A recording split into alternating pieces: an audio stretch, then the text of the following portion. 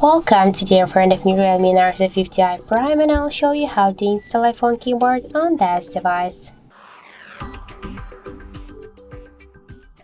So first let's open the Play Store application.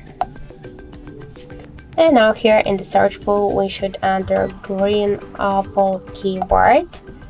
And now we should get this application. That's why tap to install and wait a couple of seconds while this application downloading and then installing on your device. Then just tap here to open the app and click enable in settings. After that, near Green Apple keyboard, click once on the switcher and tap to OK. Then click again OK. And now just go back. Here tap to the switch input methods and switch your currently keyboard to the Green Apple keyboard. Now just all the process is finished, and let's go for example here into the app search to see the new look of our device keyboard, and we can see that this keyboard is so close to the iPhone one as they all of these emojis. So that's it. Thank you for watching, and if you find this video helpful, don't forget to leave a like, comment and to subscribe our channel.